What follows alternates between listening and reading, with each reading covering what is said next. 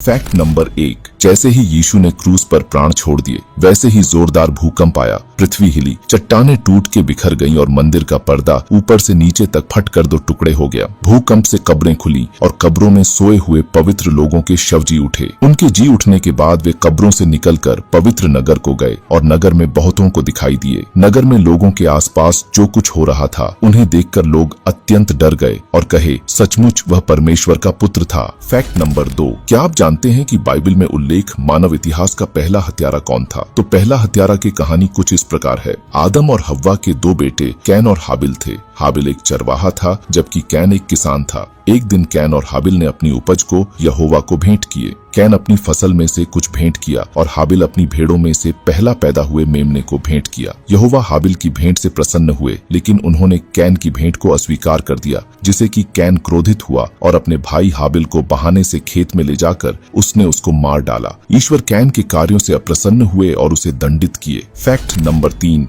यीशु मृतकों में से पुनर्जीवित होने से पहले वे नरक में गए थे, लेकिन क्यों? एक पवित्र आत्मा को नरक में क्यों जाना पड़ा, आइए जानते हैं। बाइबल के मुताबिक शुरुआत से ही शैतान यीशु पर विजयी पाना चाहता था, लेकिन यीशु पहले से ही शैतान को हराने के लिए तैयार था। और जब यीशु ने क्रूस पर अपने बलिदान की शक्ति प्रकट की तो पूरे नरक की खाई में गूंज उठी और मृतकों में से पुनर्जीवित होने से पहले वे नरक में गए। नरक में यीशु ने पाप और मृत्यु पर विजय की घोषणा किया और उन धर्मियों की आत्माओं को मुक्त किया जो उनके आने से पहले मर गए थे, और शैतान के आतंक को अंत किया, जिसे कि नरक की नींव कांप उठी। Fact number 4। रोमन शासन काल के दौरान उनका एक प्रथा था कि जब भी किसी अपराधी को मृत्यु का दंड देते थे तो उसके वहां एक बोर्ड पर उस व्यक्ति की गुनाह या अपराध को लिख देते थे, ताकि वहां से गुजरते लोग पढ़कर जान पाएं कि उस व्यक्ति ने क्या गुनाह किया था और आगे से वे उस प्रकार का अपराध न करें। उसी प्रकार जब यीशु मसीह को क्रूस पर चढ़ाया गया तो उनके क्रूस पर भी एक दोष पत्र लिखवाया गया,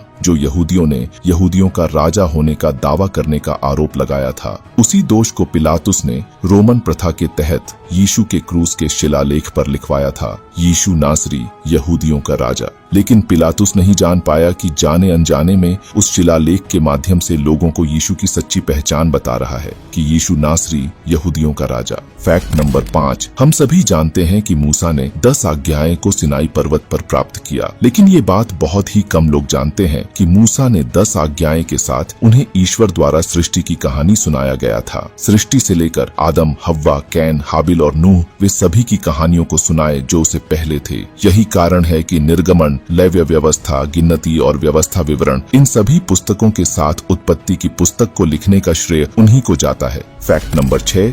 यीशु ने व्यभिचारी स्त्री को माफ करने से पहले रेत पर अपनी उंगली से क्यों लिखा, आइए जानते हैं। यूहन्ना अध्याय 8। जब फरीसियों ने व्यभिचार करते पकड़ी गई एक स्त्री को यीशु के सामने पेश किए और उसे पूछे कि तू इस स्त्री के विषय में क्या कहता है जो व्यभिचार करते पकड़ी गई है, क्योंकि मूसा की व्यवस्था में लिखा गया है कि ऐसी स्त्रियों पर पथराव करके मार डालें। तब यीशु उनको जवाब देने की बजाय वे झुककर अपनी उंगली से रेत पर लिखकर वहां मौजूद लोगों को संकेत दिए कि मैं वही हूं जिसने सिनाई पर्वत पर मूसा को व्यवस्था दिया था, और उस व्यवस्था के तहत उन्हीं को सजा देने का हक है जो निष्पाप हो। जब वे लोग यीशु के संकेत को नहीं समझे और वे पूछते रहे तो यीशु सीधे होकर उनसे कहा, तुम में से जो निष्पाप है वही पहले उसको पत्थर मारे। यीशु की यह बात सुनकर वे लोग एक एक करके चले गए, क्योंकि वहां पर यीशु के अलावा कोई भी निष्पाप नहीं था। फिर यीशु ने उस स्त्री को क्षमा किया और दोबारा पाप न करने को कहा।